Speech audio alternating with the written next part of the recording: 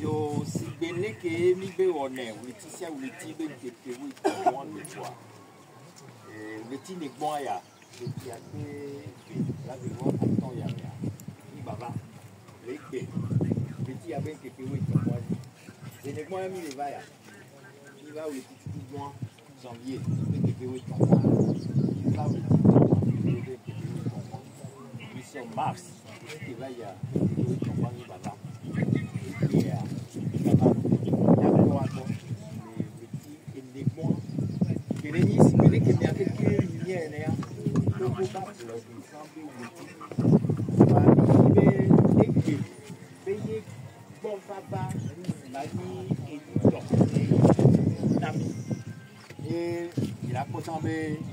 Les agouets des paroisses catholiques qui avaient et que considère que homme de Namombo ne va y ouais gavé le cabas et tu va et béni tout ça mais non voilà les que moi les autres et mi pomme et bébé que vous tombant le petit à toi va te considérer que dia plateforme Sylvanie Solide Forever donc il y a toi bien concours soin bien concours voilà tu as et quoi pas tu as bien et bref pour vivre avec Yoba mi va cava quoi il faut faire ça c'est bon donc et il y a mais oui donc il y a non anti non donc il va les petits les doigts il y avait considère comme point mais il y a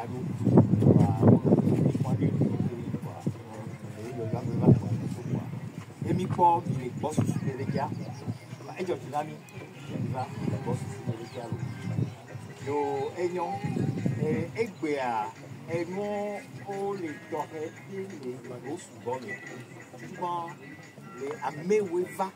la toi be le bouquet et des ni kumubi na wa yenu wo susu to tanfo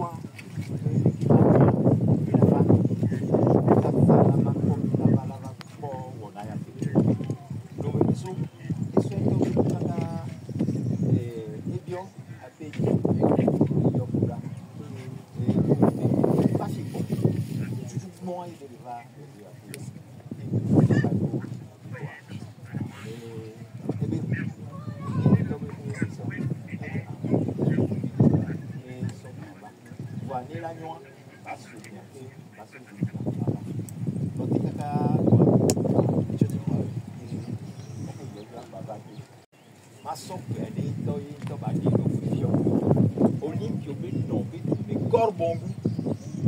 donc pays, Amé, toi, à Dinon, toi, et moi, et bien, il y a un papier pop, va y avoir du pop. Voyez, c'est on a commis le voyage, il y a de là où il y a toi avec ton point, moi je sors dernier, va dire le question.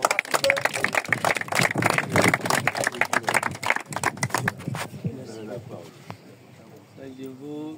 remercie tous et que vous bénisse. Et quand vous portez quelqu'un bien haut, je vais vous également porter bien haut. Et je vous remercie parce que Limpio, c'est mon parent. Sa mère, c'est ma tante. Et comment est-ce que ça se passait dans le temps, je ne peux pas dire ça ici. Et je vous remercie d'abord ce village qu'il a accueilli dans le temps. Et ça n'a pas le village d'accueil. Et que vous le soutenez tellement bien et que Dieu vous bénisse abondamment. Donc je suis sa maman et ma tante. Et mon père me l'a appelé sa tante. Donc c'est un parent de la sang. Et que j'ai appris que mon père est tout pour lui et parce que je viens de voir. Je suis venu. Je suis venu, j'ai vu. Et il est dedans. Je suis content. Je sens même sa présence en moi. Et je vous remercie.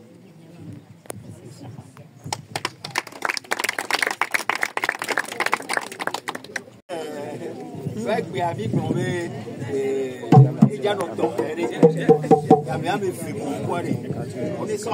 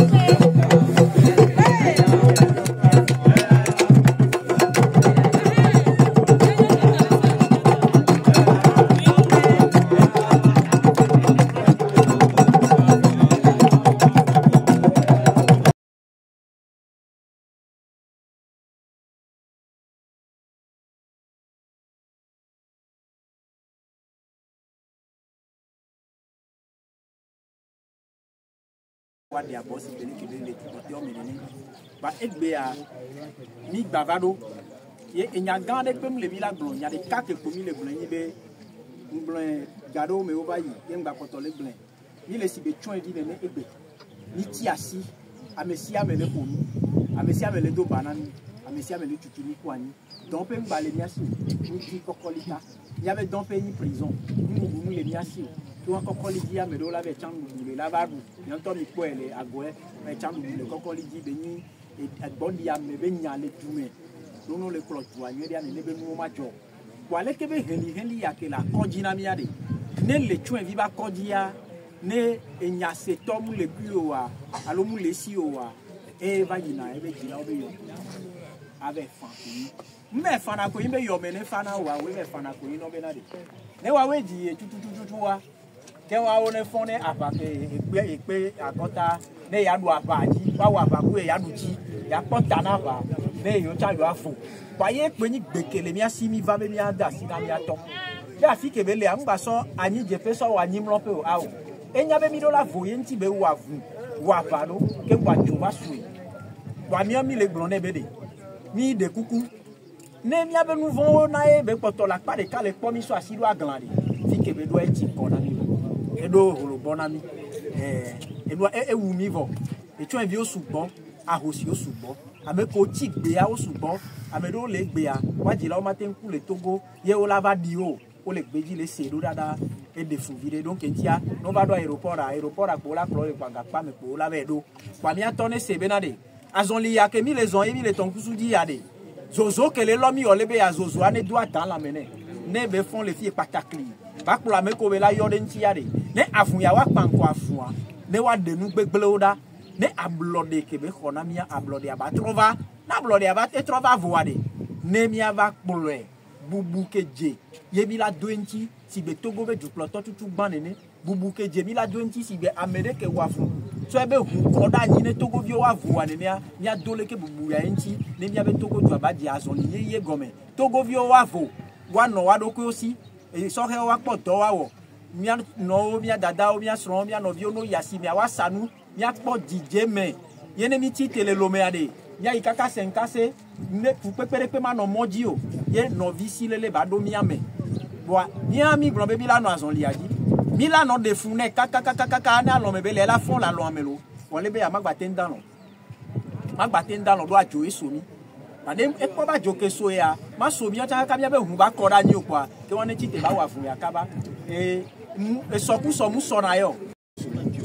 Kudo esroa dina be yo do die ya enu enti emi so edodo mia do kweji be mia no va reti sia retie le nibe sibele ke mi nye ne a reti chuchu gbon to abe keke o ton kwa le pe amia ye be le o pe bla den fo fe ye be trongbe so detu et Koro, Togo, Bani Bandi, et Kaka, Fiola, Kaka, et Osso, Lavatia, et Pérécayo, mais quoi, et soin, et Prérou, tout souhaitant, Badaro, et bon, toi, bien, et t'aurais des pays à mer, et Kudo 10 ans à dire, à mon support les filles, moi et aussi, et nous, on mène Messia Ménédé. Parti politique,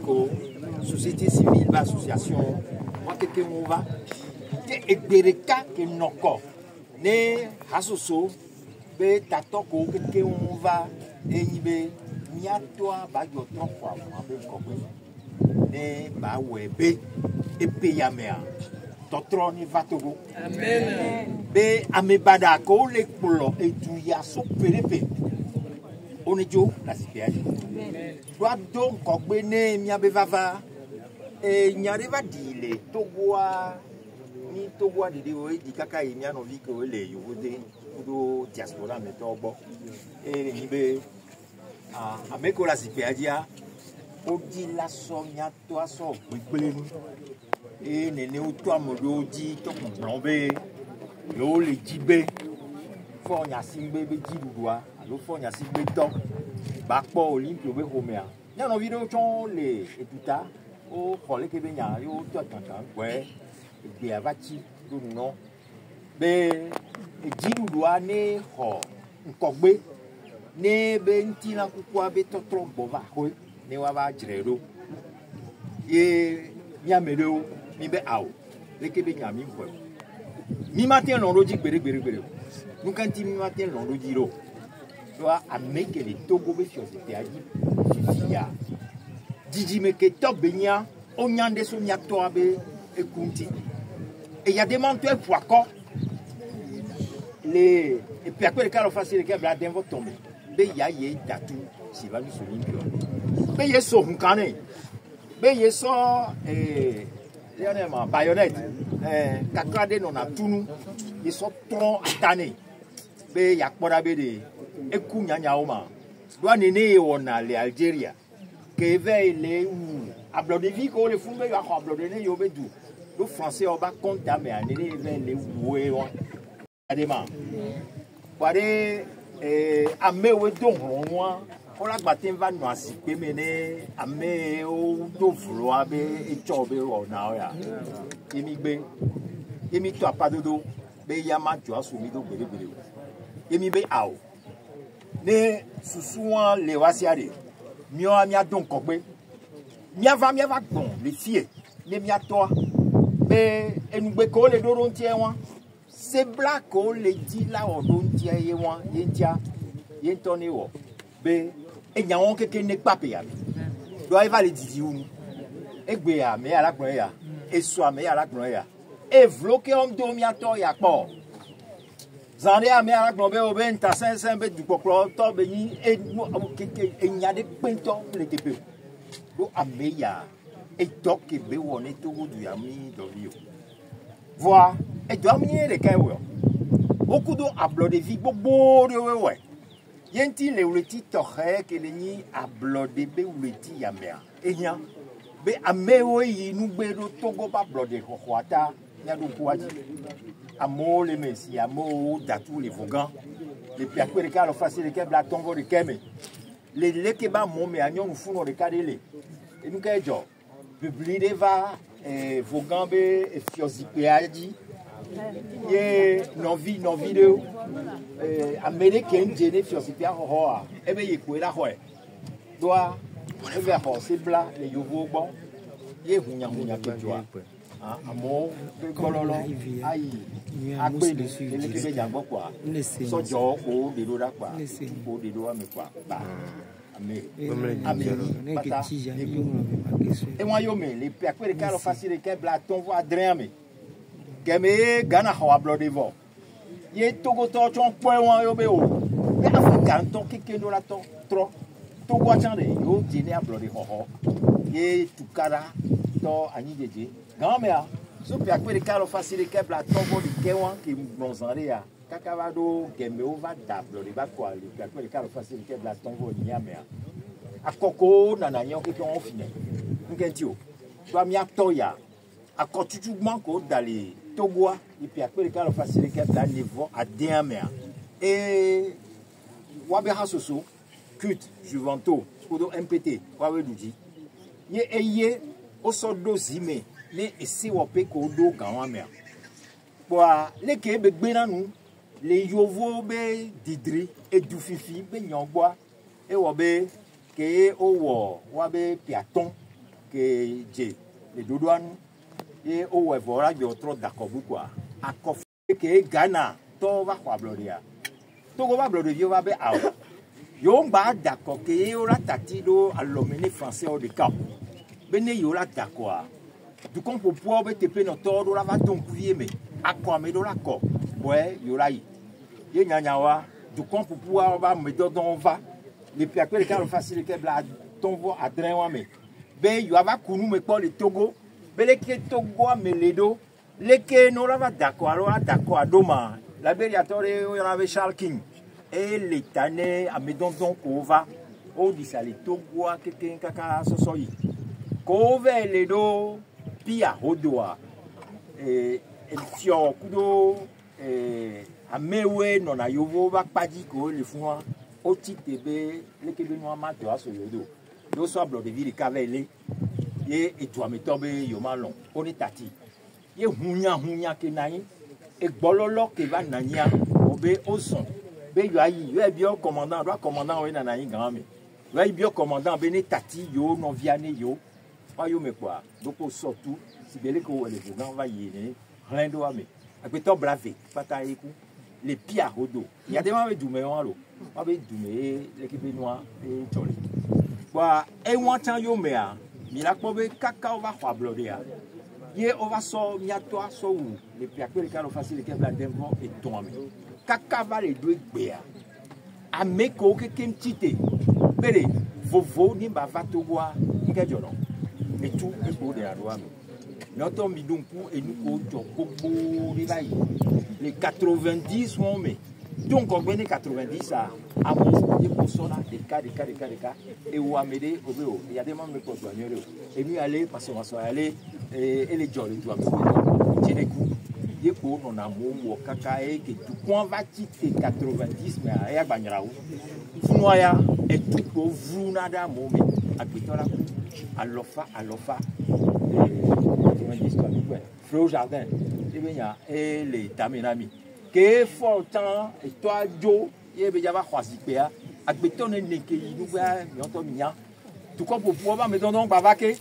et nous me coucou ko va wa obe agbeton alofa neso ya alofa ton wa we yinou be gbo fo va na to ba sipea ji e be le promis kaka e pe blave ni memi le piamea pour mi bere e sunenia khomewa jijimewa et non je vois boy mia toi si vous voulez que vous dites moi là il y a pas pour les filles à coup de soin et pour que j'ai il y a dona ouais il y a pro bova que ava do tp que la coante au début où tu me mille et nya be what on a mi vitu cuire comme so et donc il y a toi wole a blood ya be fofo you me a nti alors ya brana mi zarea et accordement ko dayo sokoya et le nyo ko da 27 avril 1958 va où soit bloria so dani ziliko wa yentonya be ende pepe me doisi gamo de be a et ve o propose ku français o que be doyo ko be doabe popote yo so to kwa so doa wa et doit elle tout comme pour ONU be akontame kwa français we poneji ma promé français oni et tout est peu poton et nene belewan quoi que nous les néa be o be yo a ho EPV ne yo aso do endo te boy ne yo aso abrolia do anyilo enyi hotel obìnrin ke betwa enyi modo do enyi endo wo cha ni wa ti pe amo so duta ni wa ba no abrolia ko no am ko we wan voa enu tutu gbon ke be wo ni doa enyi be e wo se no ni doa pe ke ko ero ami pe be la den go rika et au dé Togo be se non tout monto ato parmi les que o wani so e mi po ya e be ni be ni o be yo so 5 république de so do ani na mia ni o wa ibe o kan mo do kan me ale ke be we do e be ji do ena o mo e se non ye ya go we voir o kankan do ko mo me tu me vie de sia de ouais hein bongo d'engbeseti kengwe o va d'accord né et ko d'accord pour nous so e se non parce que so do ani le won yo so se o pe ye chan so do yo ba so ji du ya so do ke be ko voilà et on m'a plombé les pays à quoi les cas facile que bladien mais que au sort à bloder à so dania nya to apudu i onu qui be vengo Togo ben ko le fun et on les rebabe drapeau que les kono que ji emite do ya drapeau ani Togo to et ni Togo be jesi kudo yebe enu porteur devise hymne national mi avait salutatoire uniquement kudo nous quelqu'un nous quelqu'un yi na jesi que ni na etuto et no bo se quoi la nya be Togo be aya et woni de ka wanele be pon be ni veve que ne oni du le doko aussi a et do la do jesi to here yi nu ke o e ni ka ko na e gawan ke gana ko ba bloria on va sur Wabega. Anglais si be du gbogbo to ya o so na Wabega eye o na. Ye nya to ami on mi nya koko ebede. Wa enya enu ke gani le edu dodo ani be wona me. Ye bebe ya so gani du ya. Ke bi français en français ogbe. Ye be jo ebe o. Yo to yo le yo ko si. Ne kwa mo kwa la no la we. E be so chuchu mo e jamo gbo be so le ke be yade no jamo lo be yo no gbodo mele won to ten va soga ke be jole wa gbo e va yi Angleterre e be po English yo be o be kakaka nyari ke me fun o yo ra no gbodo mele ke be jole wa gbo e va yi America e John Kennedy a occupé school de Cal in Londres sans va yi London School of Economics and Political Science kebe brene ebe obe nyare ko me bo me yo la wo be ne do Togo be ka to ganwa me a Deutschmark jama obe ga livre sterling nsi obe ga kudo America to be dollar wa we nlani e ga keji Togo ala na yi do e gon me yin be no gba Togo be ga kwa nene kebe ni le dollar me ola gbono se le ka nene kebe ni le 2% ola gbono nene kebe ni le livre sterling me kwa ola gbono wa ka me ton ke yo wa we ni ka pe ke we le hihia me ke we wona asisa sabe wono keke wa ke mi ato ya les son li ya ne ba so e ga ya so do ania ne ba so le kebe ga e ga dominer français nkanti o ba français ko hi ko ni aba wa fe gbon so puis à quoi les cas le facile là ton voici les que va y là ne voit ton mais wa be toi keke doa jamo chuchubon kengo America tonto chan ko va be yo a dewe to le mea o chan en bombe ke o so va na be yo da ma jamo ya o na vire do français obe do pe o ko to ji be e jo ba kan ke ne yo da si ji e nya o chan ki a kwa voix wawe America to va doga ne français obo ni so trop toi be toi ba iga ke be ni o doa vire le me que français au point et au trova de mono be abe on est trova ho abe do America to ku ngesi o di la ho français be do si wa to wa ku vi ba dogo va de ku ka yo be abe yo to pa ke be ni nene a dogo la yebe susu be ka ko ni be ya ten Africa be du ke we no do be ko dia wa be kisino no wa be nu sasa wa be sika wa be ko salo wa be ndepe pe wa be to me no de you are so trop to France le ke be la we ne egake o le du ko me a da si dio ye na e dossier ne Africa be du ke we no France be ko porter va yo do wa do me to de pe ton pomo la so wa be ka yi be di sakaka gbova gbegbe ye o la wo asidodo ko ma porter ame ye Auschwitz koko ye be te pe no la ke pona ega e nyongbo do la France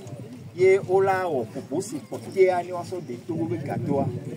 qui est trompé, c'est-à-dire que la vague, ça la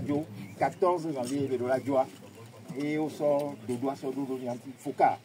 qui est de Gaulle, ministre, et pendant Afrique, et Nyangwa, et il y a autant de là, et va, je me fie, et va, qui est pour on découper les blasés, et au veille d'art, madame, il y a des marques, il y a des vidéos, on a quoi, pour upload vidéo, puis dans le français, un petit peu plus tard. Mais on va bien, on est là, tout le monde pas tant les miato à Béroa, et voilà miato à Béro. Mais il y a Fifi, il y a upload. Et gang pour les aussi subordonnés, les y a tout. Et batalement, beaucoup d'armées, préparées, et gamme les combinés, il y a Hario. Et il y a on est fort, du modèle. Et fait bon temps. Les améons, on va voir, ou applaudir, les Galois, nous Japonais, Bakbo, Nyakeo, Henvai, ou encore, ou Amoya, au Moriere, les Yoablo, les Vioa, Yo, la Limpido anti-Nere, quoi. Améon, you vais d'Alouti. Les Français, du TP Noto, du Togo, et Américain, du TP Noto, il y a des TP, il y a des Bakouya, maintenant, il y a mes gants ciblés, les patopas. Et tout gada, tu as dit 13 janvier ou 12 janvier, mais va 13 janvier, mais si, flapa, mais si américain, mais ambassade avec Bamea. Et on va donc, ambassadeur américain, il va comme il y a Olympio de Fou, donc, vous voyez, toi, américain, ambassadeur, nous qui et il y a un temps, il y a un pays, il y a un bagawa. Et il sort français au pays ambassadeur, so Yorura, tout le bien, bien Yao, et Olympia, elle est au pas. Doit qu'il y ait deux pas, mais il y a des poids, et bien il y a des bureaux, mais sans faire ici. Mais pas sans faire pour ils sont là. Il y a un bureau, mais sans faire là. Il y a un bureau, bureau. Si il y a des trois, il y a 60 faire les ambassadeurs de France avec son association. C'est quoi, il y a un miabé? Et les céblas, mais pour avec les Lobénois, les ambassadeurs de France, lui, moi, c'est quoi? Et bon, et il y a Métrier, Georges Métrier, et les gendarmes, comme notre grand mais français, ils vont venir, et on va les Cameroun, les Founables, les Founables, ouais, ok, va te voir. Et il y a des mamans de la République, les améons, ben beaucoup de mais on va tout tout il y a des mabé né ya gui quoi et tête là et on les dit là quoi pas que là ni il est noyé yo de toute façon et quand on sonné à l'outil de vie tatouage bon avant mais à l'état tu as fait quand tu as fait et nous joro mia to wa mia togo viu e gbe a le ke mia to ya wa vun be mia vodo le togo a ye me beti ye ba vo me beti wa ni do la we do debe amesia me ba nya nyatia ne ye be popro trop bova ya ba nyinde kila nya togo wa blimbo ba fon e togo vi sia togo ba nya nyatia ke e ba so do do ni mi le dibe e so me ba nya na mi ni wa do bubu nyatia ni do la nya fie ni so do la nya mi be o ni na o ke le iku me ba ko ni wa yo a moi et ben pour me pour na mi le upload des ensemble politique ko ya mais mi o susu mi o mi ave jojuro nyu e ko re ni be e wule ti ya to ye mi ato ala te ndo lo me to go du kwa ku do e be ha to ko na yu upload des doa ye to go du kwa la tite ye mi la we do de bi to to ba kana mi le so parce que les Rodrigue na mi zaria yo mi le plomber et payer mia il a non ouais de là non va il a donc et nous mi dia ya ko a mais si le cane ya ya va trop pour qualifier à trop pour battre golo yo et nous si mi va na do won e mbale takpe na ni le que mi va et que les boss le c'est comme les upload des ensemble petits à il aura double to heriti afon ba kumio nyagba no va le boss soumet le kia ni be so kwa yo mi anovio le mi le yo mo o le pa le karika pa le tamiloa nyagba yeji le kaka nkeke yo belia e mu nyere la to so me amen yo e mu ko to ya me lo mi sukuru a ka senwu yo be de pepe na mi o pa maji be sibele ke mi ato mi so duro nyu ye mi va mi sende gomi ne mi ba tie yo do le pompo a amedeo amesia me de jagba ba mettre be téléphone do silence di ne ba doto ne ba senya ya do eho no tui na me a odo na to yo la ba tui yo ma tui kwa tirada o la tuku ale ke bele a tirada e rena e game vana do no je gbun nya no gbun le ke ogbun le do a ni pepe ma jo do ti o la no gbun le ku kakan de ji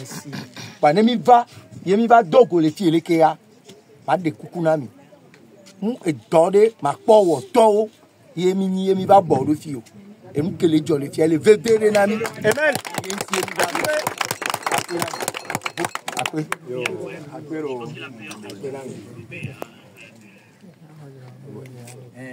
donc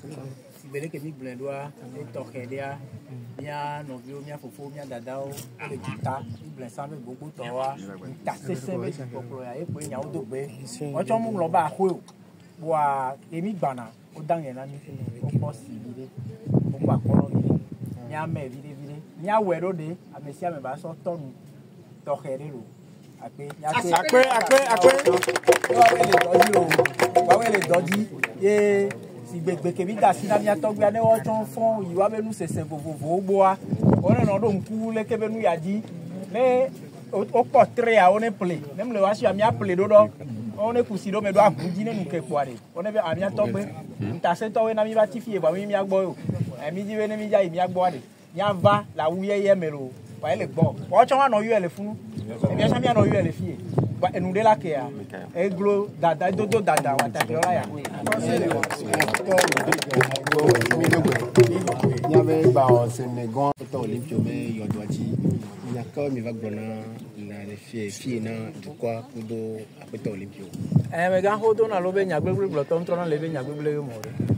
ngble samba ibe chon e mini e ajosomi e nya to la mu le mi asi kwa ke mi bu ipo ame inu gbe mi atogbe a ke eye o de da yo po mo le mi anti le asi mi anti a eye mi ba mi fuju ba egbo enya de kapo mi le blone enya be mi do la no ablode avovo be nya e munya me no vi le do game be nya e munya me no vi nya do be nya e munya me no vi wu be nya e munyi ntasese le amenovi nti be nya e ablode be nya e ablode ke be khwe na mi ade ye nto mu podidi na inda zipeji ke ngbe ntase to ba de ba gbe da o bo a mi poto le won me VVCC a fi ke be do na mi a esunene ye mi ba le ube de ne fon ne ba honko ade ne le ke ba blode ya ntonto ade mi akpo ekunku ba nya blode ntonto mi ye ka jola ba so amele mojina oro wa ke ngbole ke be nu ya ba be me ade e fi wa me we le sentale mi antia o la jo ngblenyi so ba yibe so nyi so garo meji anya nyi ngba do na gbeda pastor alofa dade pe ma gba fun be ma do gbeda ba me ke we le sentale nti yore no sesen do awe won ya movie jojo ya nyi ngba do na gbe be wa ya nyi ngba do na le da donc anya de ka wan ko e bi ba le gbona mi atogbe a be ngba nglon be mi o mi le duaya mi dahe mi digbo mi ngba do dignité o amenyi nyi ngba le po mi da metepe o donc ade e ya nya ya e do la vanye ne ngba so anyi jepe so wa nyim lopo ne ba fon attendez do l'emmener si gbele ke ye ka flami be yona ameti zogbe yo de na fo ne de ba fo ne do ade fiam mi be nya tepe ye kwa blood na to amen ne yo ta nya be togo vi e mi nya o e pe nya de ka kele mi asimi ba le blon ya e consider do me fia o la blood des gens na ka gba ni asi awo e ye pe mi ba le blon nya na be ne la nya blood des amis la du mu nke po le ke kwa medo o la po jiju ame ke we sentale mi anti akpo jiju pe to baba nya blood des amis adu si bele ke be ji ne ele gboro e pe ni nyaga e ye lana ko la ke la no azan si ni so e ye lana lo apena Le message, c'est en ce mois de l'indépendance, le 65e anniversaire de la proclamation de l'indépendance du Congo, nous sommes venus lui renouveler notre demande, notre interpellation, qu'il reprenne les devants de la lutte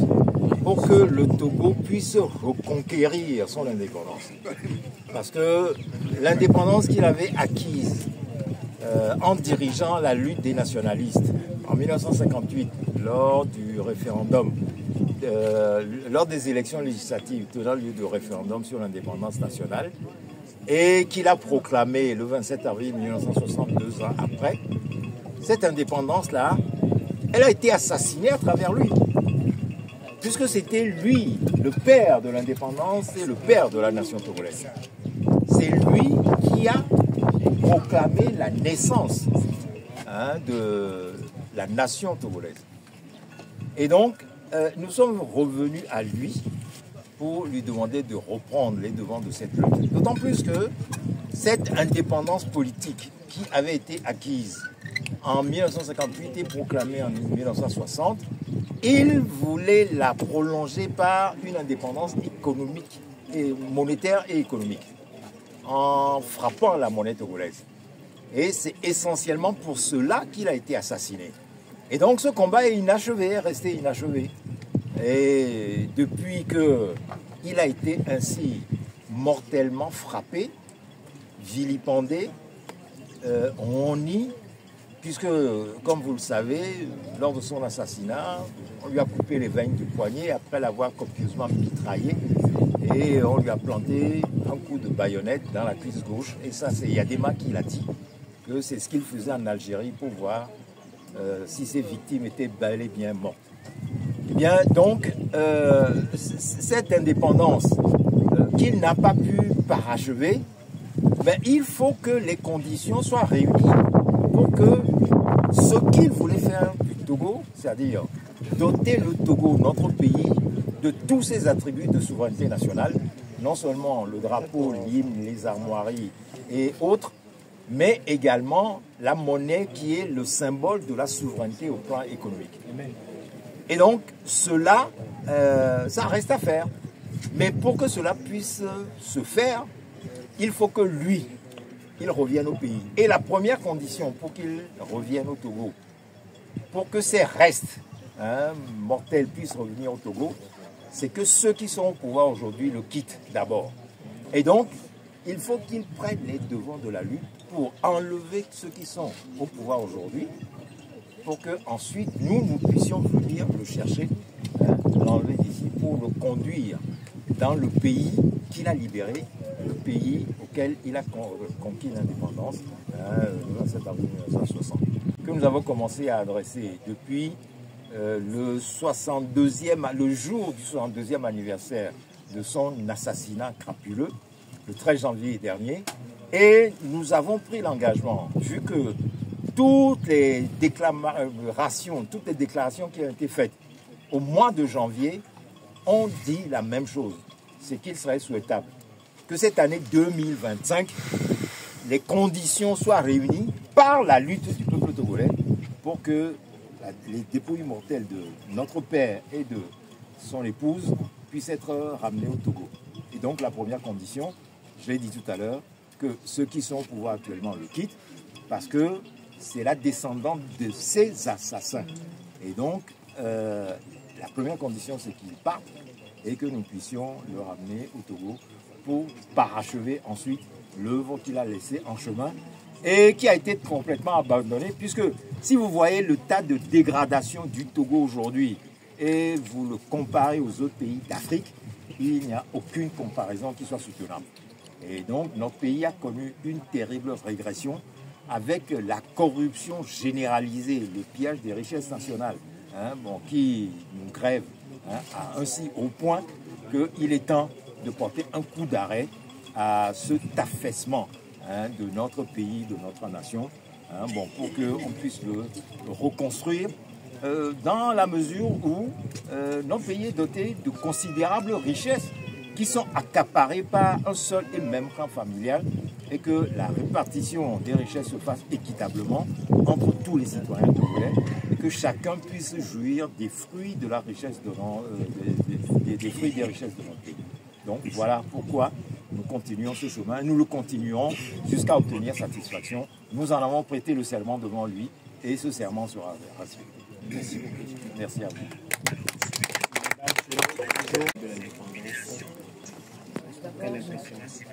D'abord, je dirais simplement que je suis émue de voir beaucoup de Togolais ici. Ça veut dire vraiment que nous pleurons notre papa, Sylvanus Olympio. Nous disons souvent à pleurer. Comme quoi nous avons eu l'indépendance, nous avons obtenu l'indépendance auprès des Blancs. Mais aujourd'hui, dans notre pays, nous souffrons. Nous demandons, nous sommes venus ici pour prier, pour demander à monsieur le père de l'indépendance de nous venir en aide. Au Togo, quand tu demandes à manifester, vous ne pouvez pas. Souvent, nous sommes frappés, tués. Des enfants sont frappés, tués. Il n'y a pas la liberté d'expression que Sylvanus Olympio a tant voulu pour les Togolais. Et donc, nous prions que tous ceux qui sont ici comprennent que si vraiment on veut le changement, oui, nous allons prier, mais nous aussi, on doit faire notre part.